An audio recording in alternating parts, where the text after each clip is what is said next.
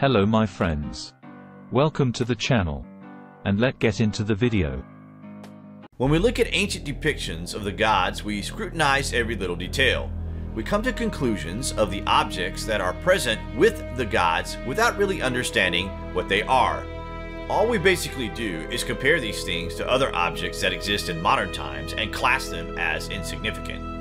But what if we were to tell you that one such object has been present throughout history and depicted by civilizations all around the world for thousands of years? Just wait till you hear this. Is it really impossible for us to comprehend the fact that in the ancient past, civilizations across the globe were all connected? In the very distant past, it would appear that civilizations everywhere shared a very important artifact. They went to the trouble of immortalizing the handbag of the gods in solid rock. The significance of this thing cannot be underestimated, and we're going to tell you why.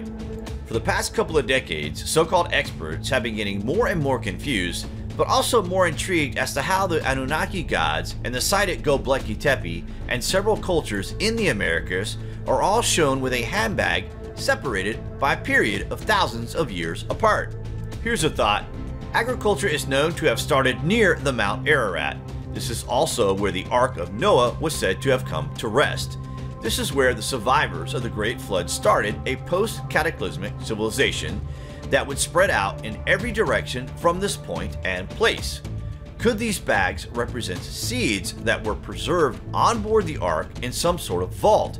Maybe they were distributed across the world as we repopulated the globe after the Great Flood.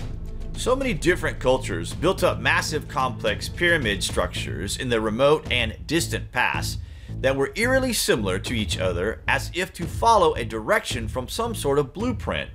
Could the handbag also have contained information that allowed civilizations to excel and develop, and the depictions are one culture to the next, handing it forward to the next line of people? Just a thought. Why is it that ancient civilizations in America, Egypt, and ancient Mesopotamia depicting their deities carrying a mysterious handbag in their hand?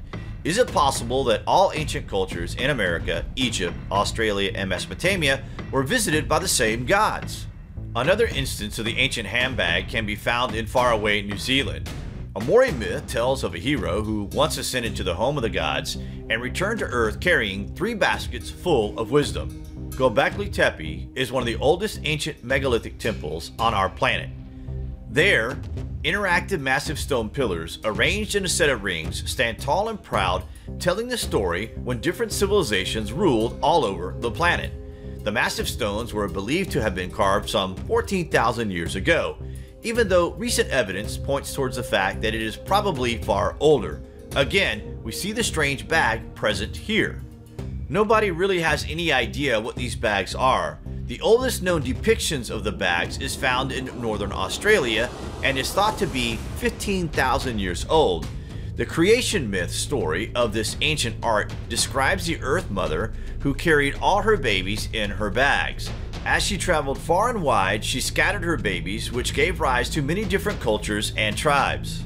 Even in North America, there are petroglyphs that are roughly the same age as the Australian depictions. Again, we see the ancient handbag apparently being portrayed as carrying the seeds of life. Could the civilizations around the world all be scattered remains of the lost empire before the Great Flood? Each culture appears to be telling the same stories, and all this is fitting in with the time in history of when the flood took place.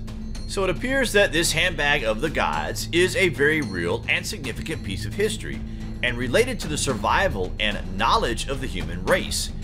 An ancient civilization went to great lengths to preserve life on the earth. What do you guys think of this anyway?